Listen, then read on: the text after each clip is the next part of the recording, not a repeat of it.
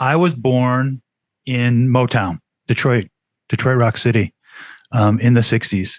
My folks weren't really outdoors folks. I think they were a bit afraid of the outdoors. So they stuck close to home. But occasionally we did take forays into the outdoors. I remember going whitewater rafting a couple of times on the New River. I remember my dad taking a trip to snag salmon coming out of Lake Superior or Lake Michigan, coming home with these enormous bloody salmon that were as big as I was when I was 5 years old. And, I think also lots of people in Michigan that there's a cottage culture in Michigan. So people go up north, they call it. And that's where a lot of the outdoors activities happens in Michigan because they're just not around in Detroit. But yeah, that's where I grew up, Detroit. Went to college there, hung around a couple years after college, and then pretty much moved out as quickly as I could out west. Where's out west? For me, the first stop was Boise, Idaho. Oh, okay. What was it about Idaho that was so compelling? Do you remember, April, Outside magazine used to run top 10 places to live in the United States? Oh, I do not remember, but very interesting. They used to run those listicles, and this particular year, it was Boise, Idaho was number one. And I remember cutting the picture of Boise out of the magazine and taping it to my depressing work cube and staring at it every day until I just couldn't take it anymore. And I moved sight unseen to Boise, Idaho, packed up all my crap and moved out. Whoa, wait. So what had you gone to school for, and where were you working that required you to be in a cubicle? I went to Michigan State University, go Spartans. And I got a philosophy degree. And in case that didn't work out, for like insurance, I had a poetry minor. Just to ensure job prospects would be non-existent.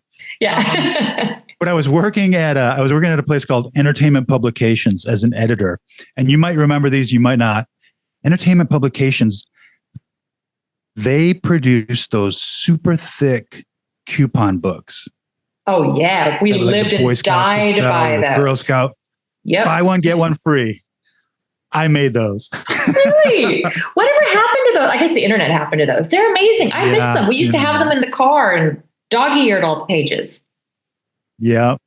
So I was the guy who edited those huge books. But that wasn't awesome. It was not great. No.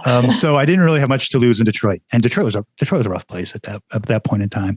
So just the opportunity to move out west, to like see real mountains, to breathe like air that other people hadn't breathed before me, seemed like an opportunity that was too cool to pass up. So packed up all my crap, moved out to Boise.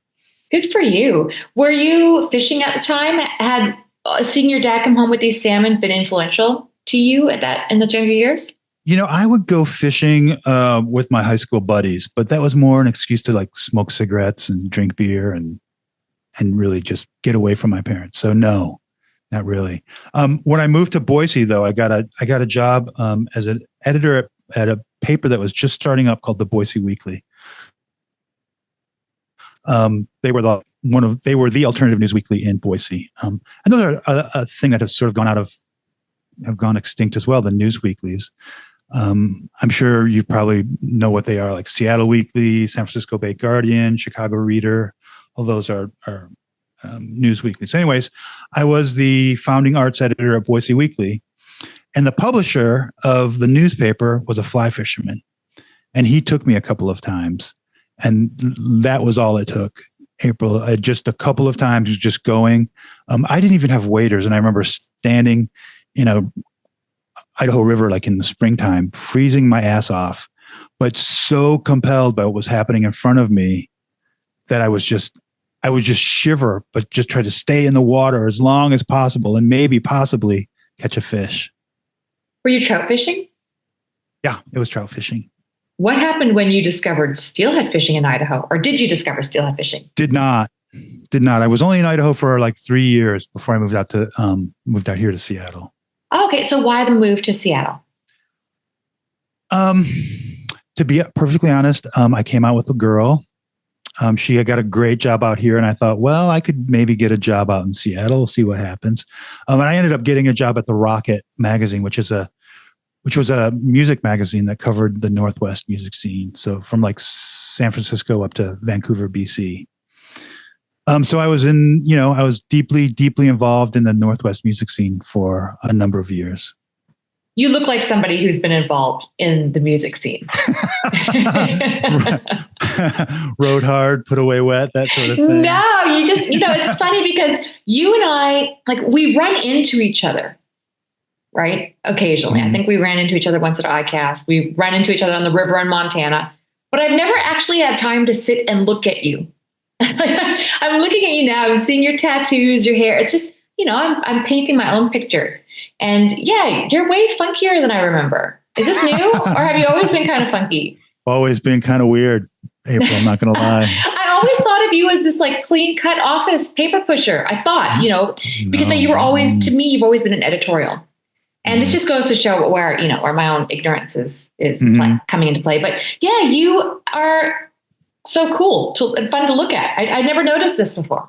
Yeah, certified weirdo, 100%. Freak flag flying. Okay, so then talk to me about Seattle. What happened there? What happened from there with your career specifically? And then we'll start to get into the fly fishing industry. Yeah, I was editor here at, I was editor in Seattle of the Rocket, which I said was the country's biggest biweekly music magazine, right? They published like 100,000 copies. And it was just as grunge, it was just after Cobain died that I officially signed on to the paper. So the music scene was still really vital. And I had been working in music before that. I'd been writing for Rolling Stone and Spin Magazine and a bunch of others before that.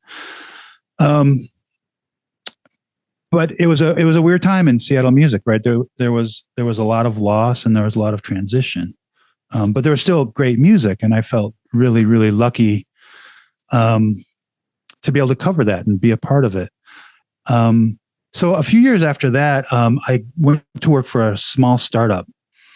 And little did I know that small startup would turn into Amazon.com. Oh my goodness. Yeah, I went in because they were looking for music writers.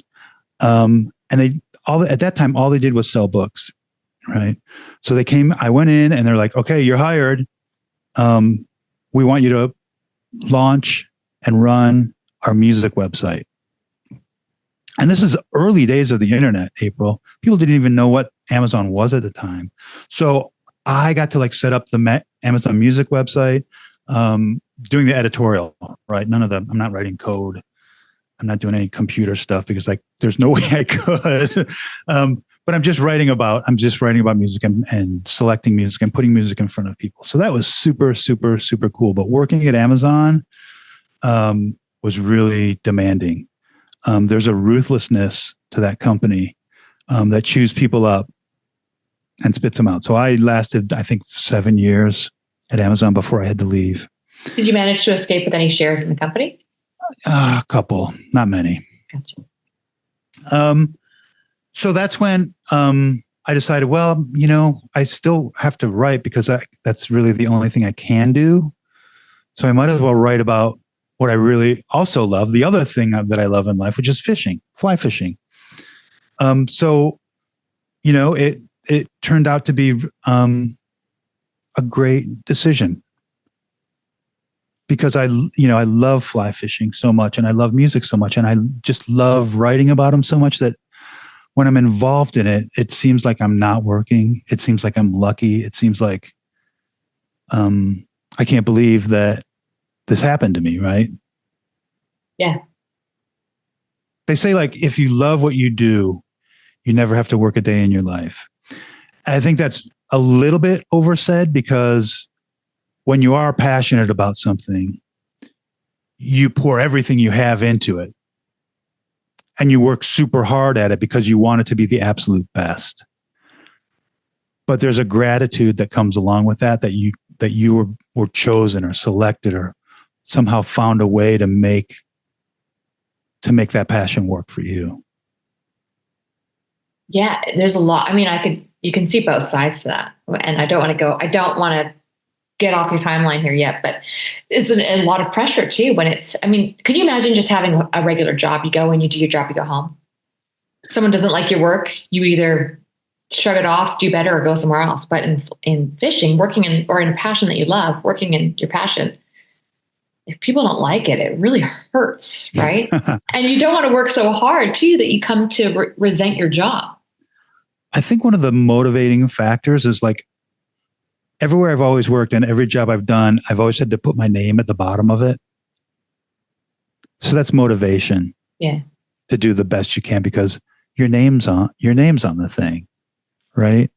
Whether I'm doing a music project or a writing project, you don't want to embarrass yourself, for God's sake. So it has to be as absolutely the best thing you can produce before you send it into the world. Yeah, it's true. So with your writing then and making this leap into a different path, did you feel any concern about maybe not being the most credible person? Like, what angle were you going to go at, knowing that you weren't necessarily a professional at the time? I've never felt compelled, April, to be the best, fly fisherman or fly fishing person in the world. That's not my job. My job isn't to be a great angler. My job's not to be a guide. My job's not to tell people how to fish or how to fish better. My job actually is the opposite of that. My job is to stand outside of all of those perspectives and to observe that stuff and then report on that. I'm not paid to be a good angler. In fact, if I were to write about what a great fisher person I was, what a great angler I was, no one would read anything that I wrote because that is boring. That's selfish. It's egotistical. And that's just not the stuff that I'm writing about. So what were you writing about? Or who were you writing for? Back when I started fly fish writing, just myself. I just wanted to just write about the experiences I was having and just see if I could bring a new light. It wasn't long after, and I think a lot of people have had this journey. It wasn't long after I started fly fishing that I read some great fly fish writing. And I was like, holy shit, you can do this? It's a thing. Fly fishing writing is a thing. And there are some other sporting traditions that have great literary traditions like baseball, boxing, even horse racing has a good literary tradition. But when you get into fly fishing's literary tradition, then you're talking like really, really impressive names. Hemingway, McLean, Harrison,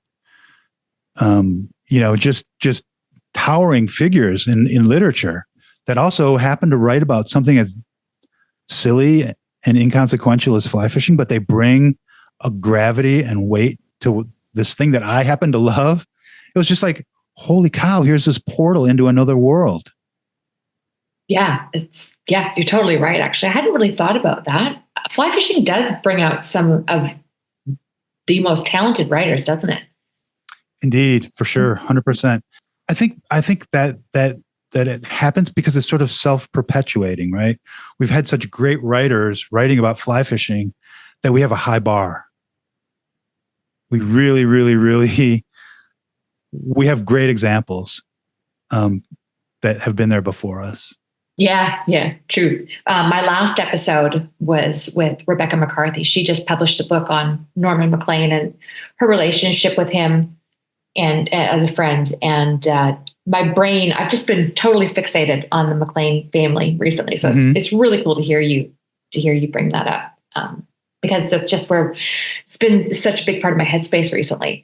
What about your writing though? What you said you were writing for yourself, where was it going? This is before blog days or was it for your own book? What was it for? This is like the early days of the internet. So the way people communicated back then was on bulletin boards.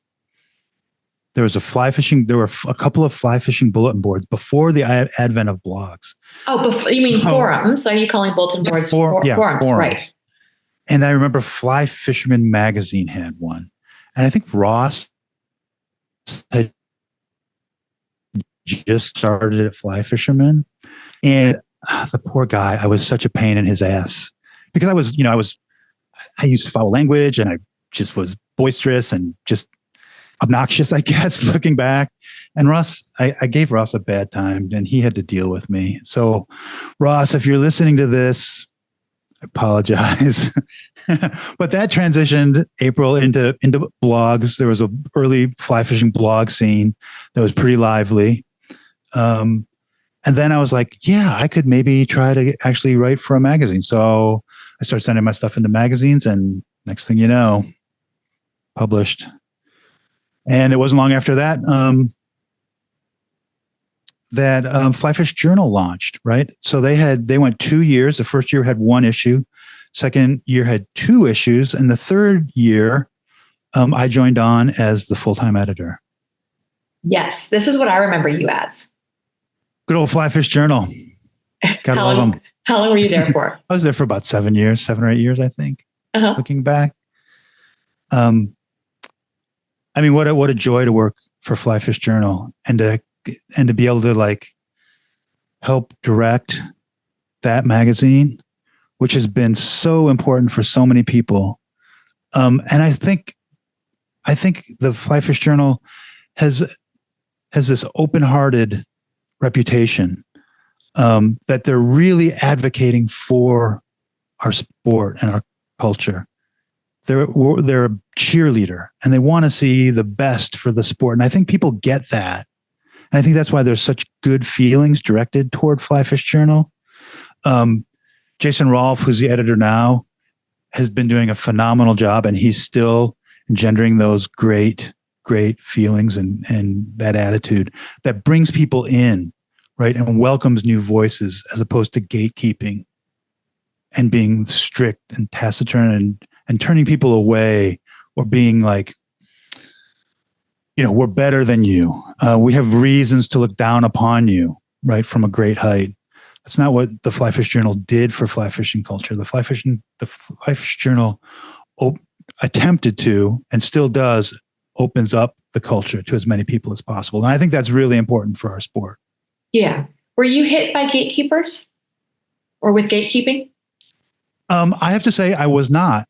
I'm a middle-aged white guy, right? That doesn't happen to me.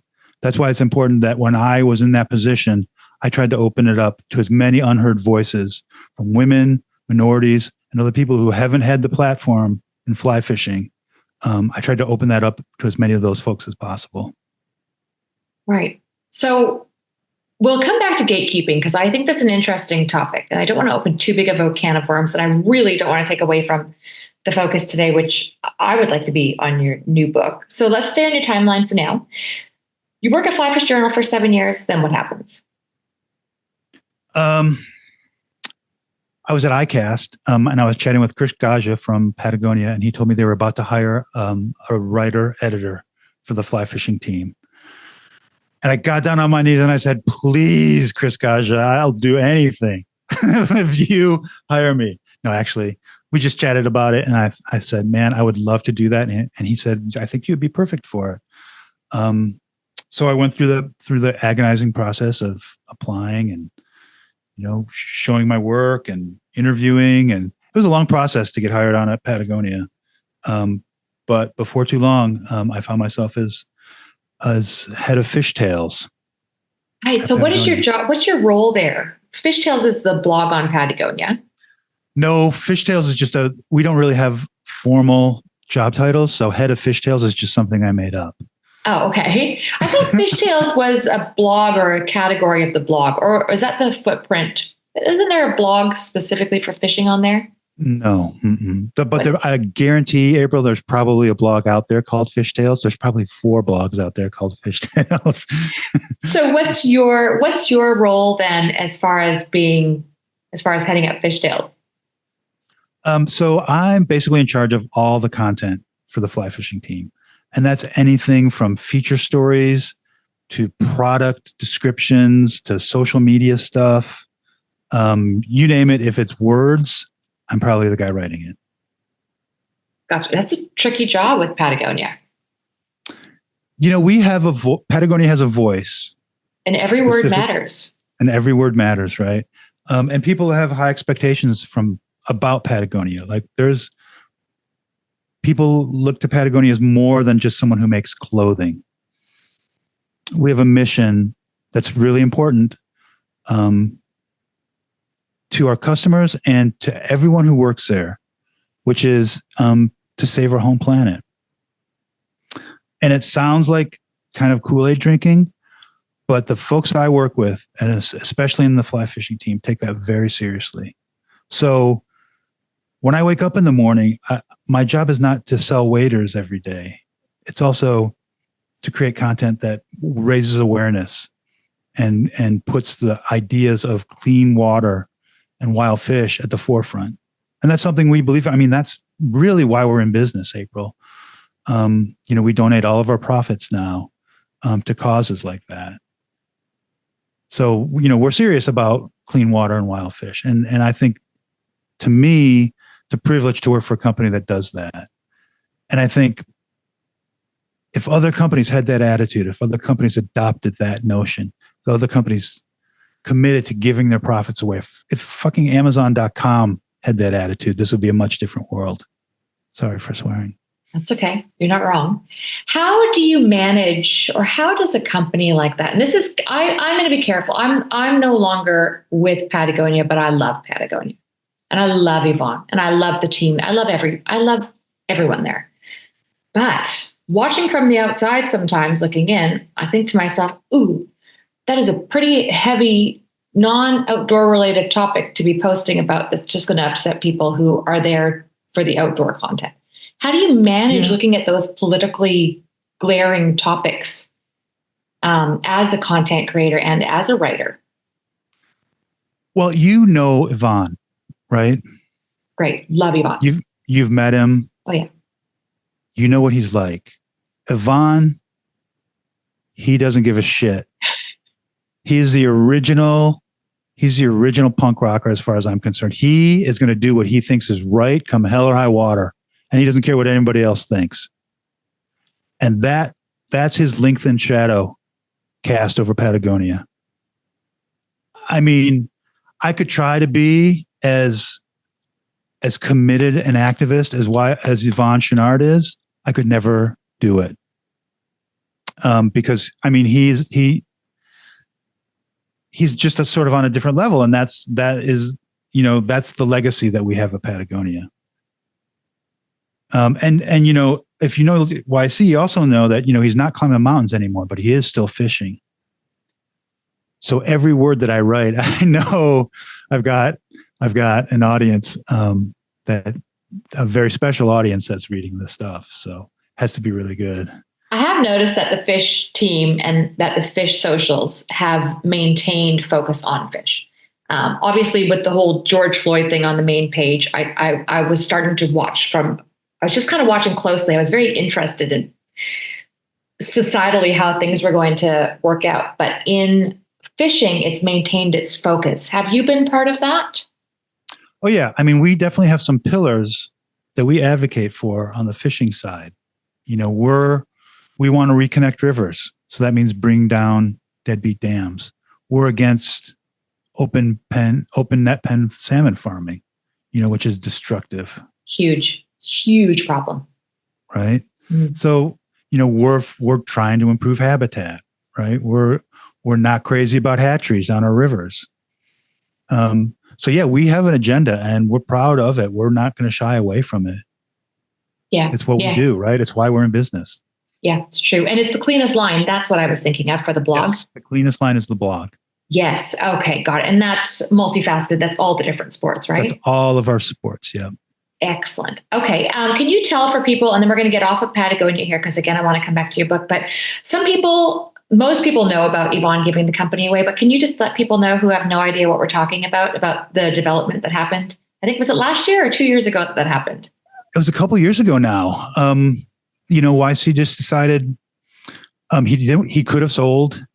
He could have done all kinds of, intricate and complex financial maneuvers, but he decided that all the profits would go into these other companies that would donate those profits. Right. So basically, I don't know the insides and outsides of it, April. So forgive me. I'm going to stay at a very sort of high level here, but basically we donate our profits to people who are doing good for the planet. Right. We want our mission statement is to save the home planet. And that's what we do with our profits these days. Yeah, it's very cool. I love it. Yeah, Let's get back. So you're there. You're currently at Patagonia. Yeah. And in the time that you've been there, you've since written a book. Indeed. Tell us about it. What is it? What's it called? It's called River Songs, Moments of Wild Wonder in Fly Fishing. And it's sort of, I wouldn't call it a greatest hits because there's a bunch of new stuff in it as well. But it's some of my favorite pieces from 20 some years of writing about fly fishing, as well as some new cooler pieces that I dreamed up and typed up. And I have to say, I think every writer wants a book. And to have this happen to me over the last couple of years has really been an amazing experience, April.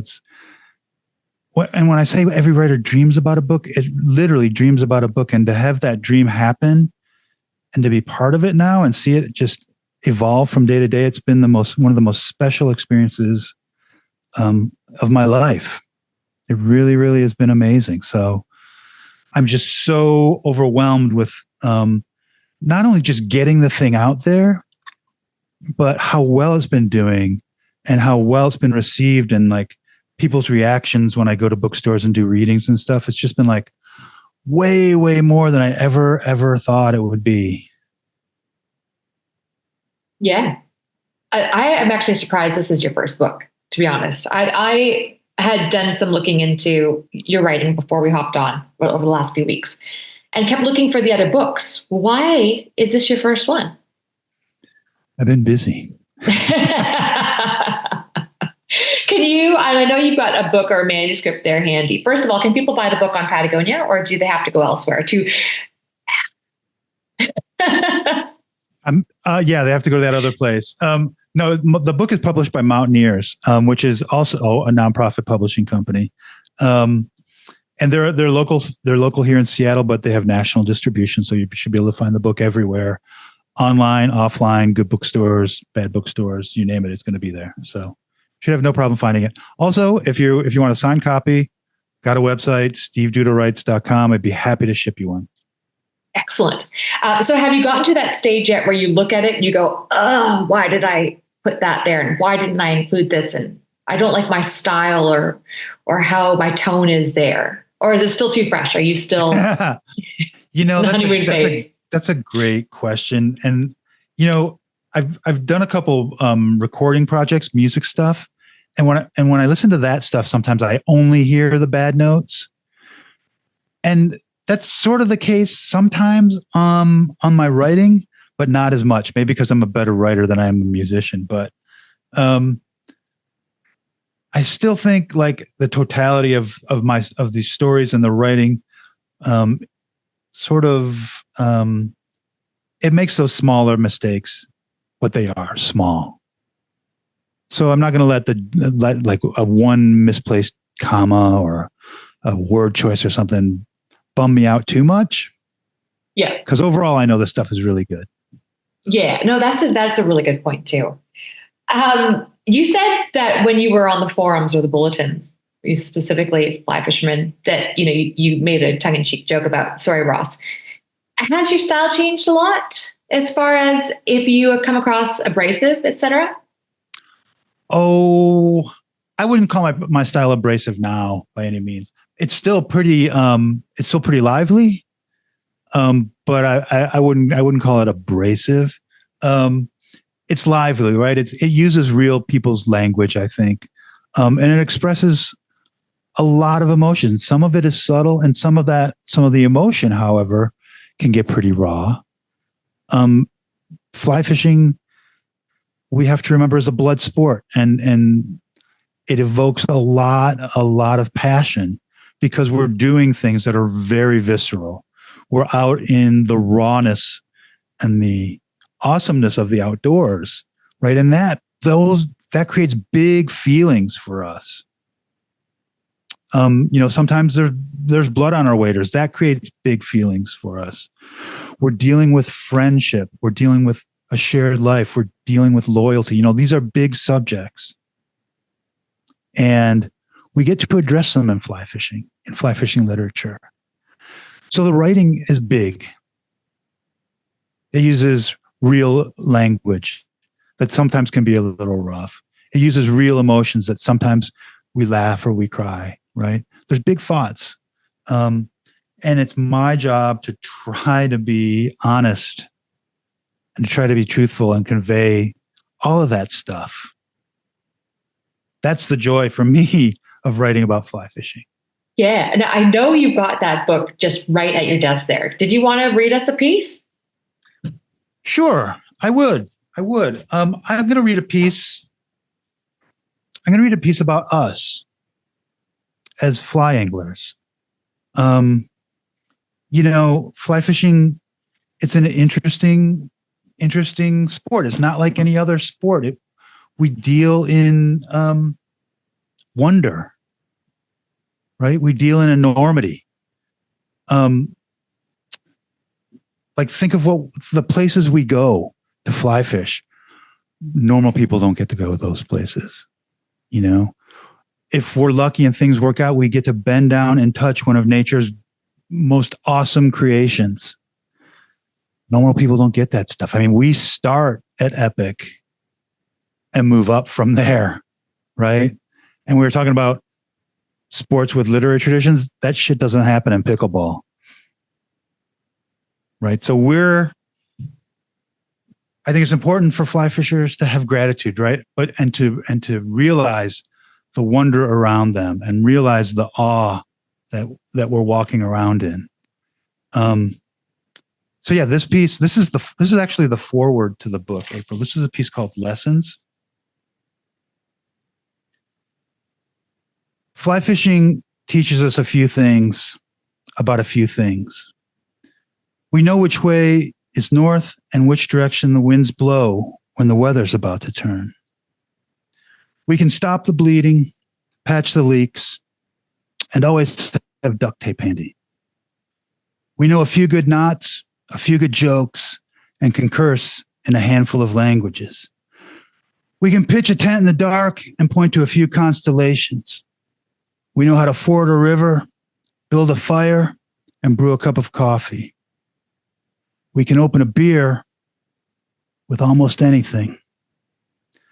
We're good sports and gracious winners who are used to long odds and making friends with failure. We're blessed with a vast reservoir of hope, and we trust that better outcomes and brighter prospects, the next cast, the next run, the next day, are just around the next bend. We're a family of enthusiastic activists, weirdos, obsessives, and oddballs, exploring the peculiar back alleys, side tracks, and secret rooms of our sport. Fly fishing isn't just one thing. It's a whirling ball of bamboo rods, blue lining, and bass. It's poetry, permit, and plotting to bring down deadbeat dams.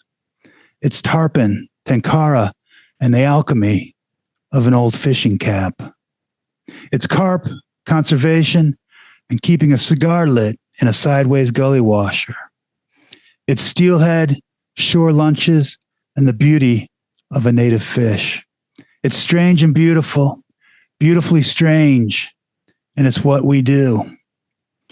Most of all, this is a family that understands and appreciates the enormity, wildness, and wonder of the outdoors. Together we stand in its light with humility, appreciation, and the determination not to lose what we love. When you try to explain these things, they might sound silly or absurd or a waste of time. But more than anything, we understand that having a compass, knowing which way the wind blows, and finding shelter from a storm count for something. And if a ridiculous activity like fly fishing can help us to be a generous friend, point us toward excellence, and encourage a profound and abiding love for this planet, then spending time sitting on a riverbank, watching clouds pass overhead, seems to be an excellent way to spend our days. And that is a lesson as real as it gets. Absolutely. I want to give you a round of applause. Yes.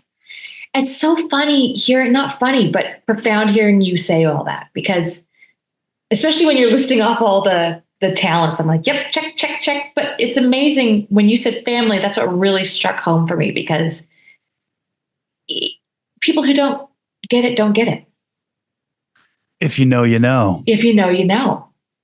And we can be all different walks, all walks of life, all different regions. But if you know, you know. And there's this unspoken connection just sitting on the river with somebody you could have totally different beliefs in everything. But there's that, and it ties everyone together. It is sort of like this secret handshake. Yeah. Right? We've all sort of snuck under the fence and gone to this wonderful place, right? And it just must be some weird look that we have. Yeah, you're right. And go ahead. The cool thing about that is, April, is that I think that knowledge, that secret handshake that we all have, transcends a lot of the stuff that separates us. When I first started fly fishing, one of the first people I met on the river was this old guy. I'll never forget him. He must have been, at the time I met him, 75 years old. I was probably 25, 30 years old, and I never thought I would have a friend, a real friend, someone I spent time with, drank beers with, told dumb stories to, who was that old. And he gave me so much knowledge. And I think we can have those sorts of relationships with all sorts of people who are fly fishermen, because we have that sort of shared perspective. Now that I'm one of those old guys, it's important to sort of pass that knowledge on, right? We shouldn't be secret keepers. We should be secret sharers, I guess.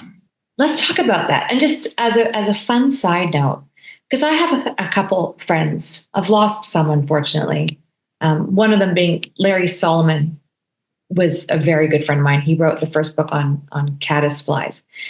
And we lost Larry a few years ago. It was devastating. And I'm going to New York to one of his favorite spots in the Catskills in a month and a half to fish with his daughter in his memory. But you can have, like you said, this serious friendship, a genuine friendship with somebody that, decades older than you, different gender, all the different, we had so many things different about us, but we had that. And even Charles and I, we were talking about it the other night on our 10-year anniversary. We've been married 10 years now.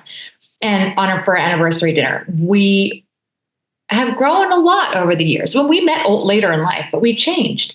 And we realized in the cab, we have nothing in common anymore. My interests are fishing, bow hunting, investing, progressive overload. And that's about it. That's about it. And I guess business. And he's obviously got his business and fishing. And we had a pretty serious talk about it. We've decided that even with just fishing and our daughter being the only two things that we have in common, that's literally all we have in common, it's enough. That fishing is enough to keep us in the same, connection, like what you'd said. And I'm only just now starting to come to terms with the fact that the human I'm going to be with for the rest of my life, whom I adore and love and can't wait to spend every waking minute with, we don't talk about much of anything else apart from fishing and our daughter. So coming to terms with it all, but you're right. Sometimes it really is enough. What do you think? Are you married? I am not. I was married, but I'm not married now. But you guys, you said you had your common interest was fishing. Well, you also have a shared history that goes way back too. Yeah. And that definitely counts for something. But it's still fishing. It's still fishing. It's still fishing. Yeah, but to your point, there is a bond that we share with people who've experienced the same things as we have. And a lot of that bond, it's weird because they're usually good times. And if they're not good times, there's something we've overcome together. So all those fishing experiences are usually pretty good and pretty positive. Yeah. I think one of the things I was talking about in lessons is like, we have to be positive as anglers. We have a reservoir of positivity. We're always PMA, positive mental attitude, right? If not, we would be bowling, not fishing, because, we strike out a lot. How many casts to catch a steelhead? 1,000, they say. They're wrong about that. That's for sure. At least for me, it's way more than 1,000. Oh no! Come on, come to BC, please, Steve. Make it happen. Yeah, but I think by our nature we're positive. Yeah, you're right. We are. We're constantly optimistic. We have to be. We have to be, right? But just in thinking, because I've actually never shared with anybody apart from my physical therapist what I just told you about Charles. I might have to write a piece about this when I can actually reflect. But it keeps us talking about science and the future, and it keeps us in discussion about even things. We're both kind of gearheads. We like to discuss gear and physics. So fishing does open up so many different areas of conversation. So it really, truly doesn't get boring. And that doesn't even factor in travel and people and all the experiences based around where fishing takes us. Planning. Yeah. Persistence. Yeah. Yeah. I mean, I wish I would have known earlier in my life that fishing, and this sounds really kind of Pollyannish and pie in the sky, but fishing can make you a better person. And I never realized that before. Really? And I don't think a lot of people do. No, I never realized it. Oh, that's interesting to me. When did you start to figure this? And maybe like 30 seconds ago. Everyone's going to roll their eyes at me right now, but I'm serious. As a woman surrounded by women anglers, we all know this. And the more men I speak to, the more, not all of you, obviously I can't lump sum anybody, but okay, 30 seconds ago. Mars, Venus. I suppose. Talk to me about gatekeeping a little bit. Before we were rolling, we were talking about the industry and some changes. And I had mentioned I went to ICAST and realized it was a whole new youthful turnover. And you seem very receptive to this new demographic. And that's really refreshing to hear somebody in your age bracket be so open to newcomers. Can you talk to me a little bit about the industry gatekeeping and your stance on that? Well, I think it's really, really important that we look to the next generation in this sport. During COVID, we heard a lot about all these new anglers who are flocking to the sport, and most people were shitting on them. I don't think that's cool. I don't like that. I think we need, no matter what, even if the rivers are a little more crowded, we need to welcome folks into our sport. Because if we don't, I think it's selfish. I think it's gatekeeping. And yeah, man, it can be frustrating to see rivers really, really crowded. And last time you and I ran into each other, April, was on the river and I remember that day being kind of crowded. It was on the Madison, if I recall correctly. And there were a lot of boats. But are we going to be selfish and say this is all to ourselves? We were not sharing this with folks. I mean, it's tough to say, no, we're not going to be, because we all yearn for those perfect days on the water. But I think allowing people into this, welcoming people into the sport is bigger than that. I think the next generation is always important for any sport.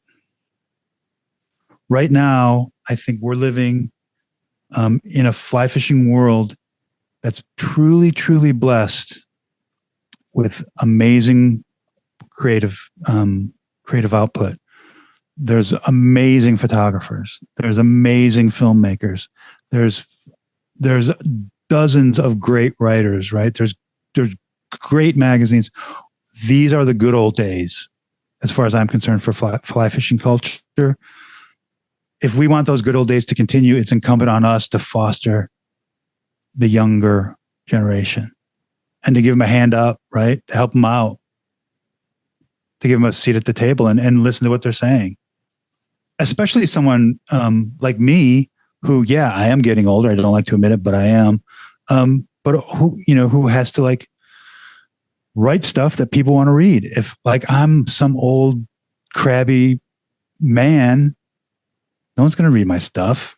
They're going to be like, oh, the heck with that guy.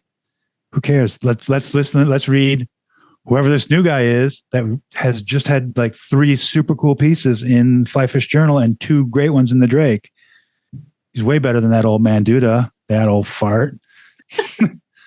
Can the fisheries handle the pressure? And it's so weird to talk about this now because I feel like 20 years ago was yesterday and we were talking about this gatekeeping and the old guard and can the fisheries handle it? And oh my God, Facebook's going to ruin the world 20 years ago. So today though, 2024, can the fisheries handle it? There's a lot of water out there.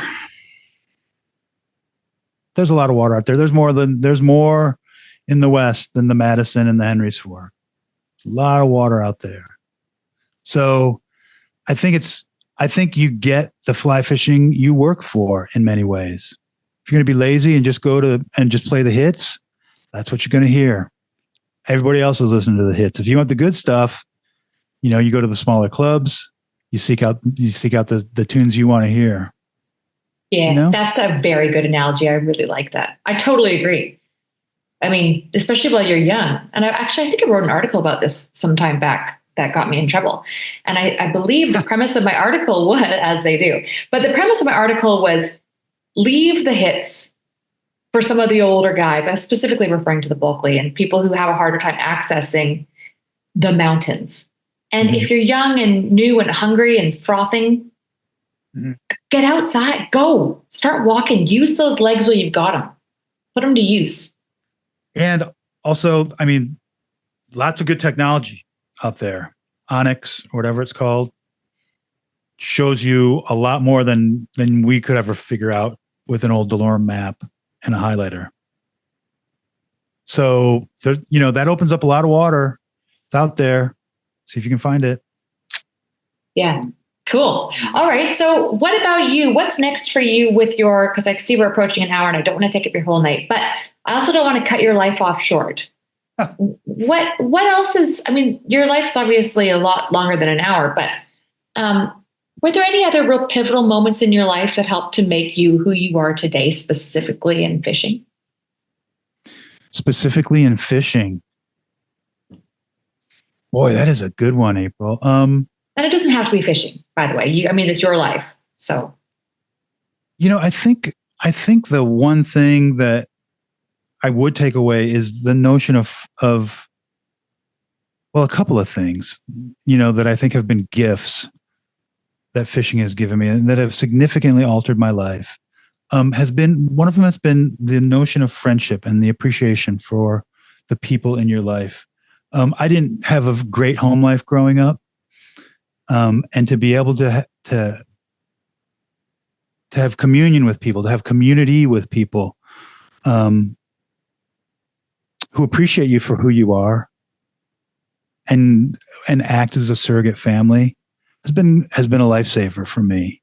And these folks have supported me on and off the river, mostly off, in ways that I'd never be able to repay them for. So that notion of family, the family that fly fishing has given me, has been invaluable.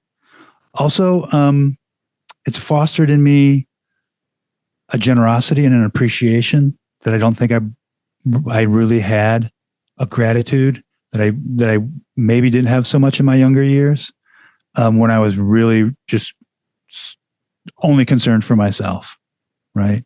I'm going to do what I want to do. I don't give a shit what you want me to do. Fly fishing has given me a way better perspective, and that involves gratitude. That involves respect for what's around us, and responsibility. So, I guess that's a long way of saying that. Yeah, man, fly fishing. It sounds cheesy and sentimental, and maybe a little sappy, but fly fishing has made me a better person.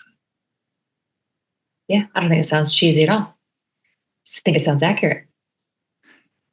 It is. Maybe it's a little bit cheesy. No, again, I totally disagree. Maybe I'm just too close. These are the conversations that my friends and I have. So I think you're absolutely bang on.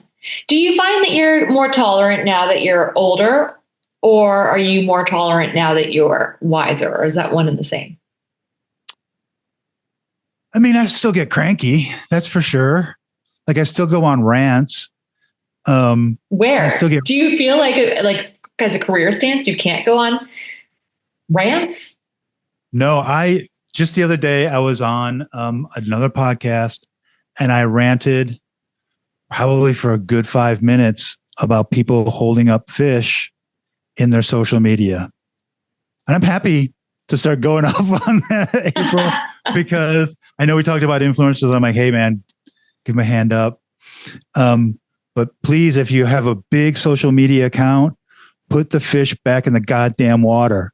Makes me so mad when people are holding fish out of water or holding them above their heads, right? Or just displaying them like they're, I don't know, I don't know what, are they a piñata? You're going to start beating them with a stick or something? You don't have to be holding that fish out of the water every fish you catch. What's your rule? Do you like to see water dripping or just not out at all? I mean, we don't publish at Patagonia. We don't publish photos of fish out of water. You can get an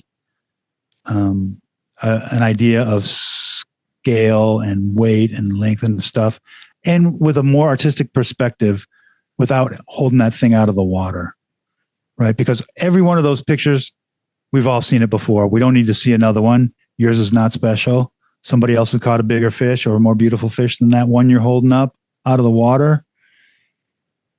And why? Why are you holding up a 12-inch fish that you caught out of the water, holding it out of the water for who knows how long, 30 seconds, 45 seconds, gripping it like a hot dog at a baseball game? Oh, stop. Have there been any more developments on Andy Danielchuk's findings? I remember having this conversation with him, and he said, and obviously he's a Patagonia ambassador as well, but the lift up and lift down is okay. Has there been more developments on fish out of water recently? I know Patagonia's got a huge stance on not publishing photos like that, but I'm just wondering if scientifically anything else has come to light over the past 5 years or so. I mean, it's not changed. Like fish haven't grown lungs and started gulping air. So it's always going to be a bad idea. And please, I mean, okay, I get it. Do it a couple of times. Don't do it every fish. Please. I get it. I understand. It's boring. I'm not talking to you, April, because I know you're awesome when it comes to that. Sometimes I get excited, and especially if I've got my daughter, I'm like, look. But yes, you certainly don't need to do it on every fish. But you've actually just reminded me something. I have decided to start asking every guest at the end of the episode if there's something that they would like to see addressed in my other podcast series, which is called Into the Backing, where we sit down with a forum or a table of people and we discuss controversial issues and everybody brings their own viewpoints and insights. Is there a subject that you think would be helpful to bring to light to the public where we sit down with various viewpoints and experts to discuss it? This is fly fishing related? Outdoor related. In seeing your passion about fish out of water, I'm starting to think maybe I need to do one of those. I mean, there's a lot of issues that the outdoor community should be addressing, from social stuff to actual science stuff. For me, I really, gosh, there's so many things. You're not limited to one. Just go for it. Okay, I want to see if there's a better way that the angling community and the Native American community can work together to help rivers and fish. I think there's a lot of green grass there that we could exploit and do better for everyone involved. And I think a lot of it has to do with just talking, right? It almost always starts with just talking. Yeah, that's a good one. That's something I'm really, I'm hopeful about. I'm also really invested in the Snake River dams. I'd love to see how we can move that process forward. And, that actually involves the previous topic that I just brought up. In terms of like expression, I'd love to see a way to acknowledge all the talent that we have in fly fishing artistically. I know I just talked about that mini rant, positive mini rant. But I wish there was a way that the great artists that we have in this community got more exposure. And there's great stuff happening now. Podcasts like yours, obviously, and of course, do a great job of exposing people. And Jason Rolfe's Writers on the Fly does a great job. The Drake and Fly Fish Journal. But there's so many good painters out there, and illustrators and filmmakers. I wish for a way to get that stuff out more, or maybe just to acknowledge it more. Yeah. Yeah, that's a really good one. And having just had Andrea Larco on the podcast. Oh my gosh, she's awesome. Amazing. She brought such an interesting viewpoint to all of that. And we covered AI and art and what a can of worms. But yeah, you're right about artistry being, that would be an interesting one to cover. These are great suggestions. I am super eager to hear your podcast about Andrea Larco because I think she could serve as an example to all of the artists in the fly fishing community. She has been at it, at the grind. That woman knows how to grind. She knows how to put the work in. Yeah. And her standards never fall. No. And she's so smart and she's so committed and she's such a professional. She really is. Also, PMA, positive mental attitude. So big respect to Andrea Larco. Cool. I'll make sure that she hears this. All right. Before I let you away for your evening, is there anything that you would like to add or to ask me? How do I catch an arapaima when I'm in Guyana? Yeah. Okay. So you're going when? I'm going the middle of October, which I understand is kind of prime time. Amazing. How do you do it? Look for air bubbles. It was not at all what I expected. I thought they were going to be ferocious and aggressive and chasing down flies. They're very cruisy, casual creatures. Mm-hmm. And I had a real hard time. I think the biggest problem for me, and it was hard to capture this on the vlog that I posted about it, is you see what you think is their head roll, but it's actually their tail. And once I was able to wrap my head around doing everything opposite, that was when I started to have a better chance of hookup.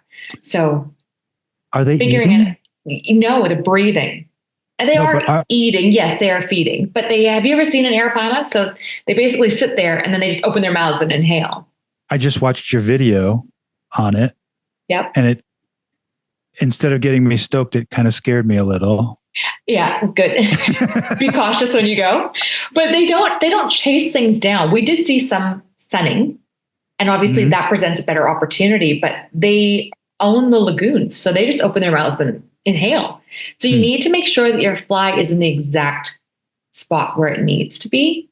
But yeah, don't expect a real aggressive species. That really surprised me about them. But the other stuff down there has got to be pretty aggressive, right? Oh my goodness. I'm so excited for you. I want to hear all about it. It's just like a mosh pit, right? Okay. The Payara absolutely changed my life. I don't know if I could. Are those the vampire fish? Yes. And you sight fish them. They've got the black tails. They chase everything down. They're super aggressive. They're not stupid. They are not a stupid fish. Getting your hook set. I lost so many fish just from all gear malfunction. So make sure that you've got enough leader handy. Okay. That doesn't break off on you, like what I was dealing with. And I mean, even fly lines, it was a mess, but they're so technical, I feel. I know that sounds dumb because anybody can throw a bait and catch one, but they are actually quite a technical fish. And they are just an absolute badass. You're going to have a great time. And peacocks? They're cool. They weren't huge, but they're fun. Yeah, you'll come to hate them. But really? That sounds like Gilligan's Island fishing, like piranhas, right? Everywhere, but they're delicious. They are probably in my top 5 favorite fish to eat. Wow. Okay. Yeah. So I came back. I've got photos before and after just for my friends and family to see my body mass. I came back super lean from eating almost all piranhas, but I didn't feel like for 1 minute as though I was not getting enough nutrition because they're fatty and they're rich and they're delicious. And I like to eat the whole fish. I like to eat all the head and all the things. Because they've got such a big head on them, all that big fat meat. You know, when you eat a fish's cheek, it's kind of like scallopy. Yes. They've got that cheeks. Yeah, it's like that, but their whole head is like that. Okay. Oh, you're gonna have so much fun. And how many days of fishing have you got? I think we're down there for 10 days. Did you like the people? Yeah. I mean, they're reserved, as you would expect in a lot of those areas, especially in the jungle. But again, like we had mentioned earlier, there's this connection, right? I think my guide was Terry, and Terry is this wonderful local who is a man of few words. But even in any, and we're both the sort of people who are comfortable just sitting in silence and embracing that. But we could be completely connected for 10 days with just looking at each other or an occasional chuckle, right? They don't talk a lot, but when they do, it matters. So when they do speak to you and when they trust you and they finally open up and start talking, it's best just to listen. One of my rules of fly fishing is always listen to your guide. Yeah. Always. But you know how sometimes even with the podcast, it takes a while to get someone's cadence, right? They stop to breathe, and you haven't figured out that they just like to have pauses between their speaking and you start to talk and you interrupt. They'll have like 5-minute long pauses. Don't feel like you need to fill it. Let that sound or the lack of sound settle. And then if they're comfortable enough with you and they start to talk, especially if they open up about their family a little bit, it's really quite profound. And yeah, there's lots to learn. What else was I going to tell you? Oh, you know, something that really surprised me as well, apart from the fact there's all sorts of creepy crawlies. Bees. Well, I couldn't capture it in my video, but one of the days we could hear this crazy amount of bees or bzzz above our heads, the killer bees. Oh my. Yeah, so the other thing is caiman. Fishing in Bolivia. Looking back now, I'm an idiot. I go up to my chest. I don't like the sound of that. I don't like the people, sound of. They're like, "Oh, caiman don't kill people." Yes, they do. Google caiman fatalities. I had one try to eat me. I was cleaning out a piranha head to bring home to my daughter, and this one fully made an attempt, and all the guys start screaming behind me, and I'm like, "Yeah, I'll be in for lunch in just a sec." God, you guys are so serious about eating. And one of the guys comes racing down into the water, and there was a caiman that was making its fast approach because I had my back to it. So just be aware, pack water purification tablets, make sure you've got good shoes, satellite phones. I don't leave anywhere without having the ability to pump my own water because they did run out of water in the upper camp, but obviously I had all my stuff to be able to fix that. Didn't you have to perform some sort of surgery on yourself too? Yeah, because the palm trees, as they go up, they've got these spikes. And the palm fronds fall down, but never would you expect it to look like a weapon. And when I had been in the water, and it's a long story short, but I'd taken off my shoes to get into the water because I didn't want to lose my shoes because the day before I'd gone to the bathroom and almost stepped on a coral snake, and then there was a scorpion in my bag, and so I didn't want to take my shoes off. Not to mention the fact that being eaten by ants. No, it'll make you a better man. It really will. I'll take your spot. I volunteer. But no, so I took my shoes off because I didn't want to lose my shoes in this mud that goes up to your thighs. And then when I went to swim back into shore, my foot hit the top of this palm frond. But the problem is if you don't pick the little poison and the little bits out, they'll embed and you have to go to the hospital to get them removed. So yeah, you're going to have a great time. No, I'm not. One last thing about Guyana that freaks me out. Like every video Guyana you see, especially if someone catches an arapaima, they're in the water. Yes. And you just spent 5 minutes telling me about all the terrible things that are in that water. No, it's not in the water. It's out. Well, I guess the palm fronds. It's when you get out of the water. Well, what about the caiman, the wolffish, the piranhas? Yeah, who knows what the hell else is swimming around? And you can't even see inside in the water because it's dark and murky. Who swims in that water, April? True. But I don't know. The caiman are in the lagoons. I don't know if the piranha are in the lagoons, but you'll find that the arapaima are in these landlocked lagoons. But look, what is an adventure if you don't almost die, Steve. Like, Yeah, that's true. no, I'm just kidding. But if you're at the eco lodge, you're at the posh place. So we were kind of rednecking it. But if you do go into camp with the eco lodge, I don't know if they do camps, but if you do, you should be prepared. And I know that sounds like me being a closet prepper, which I am, but be prepared.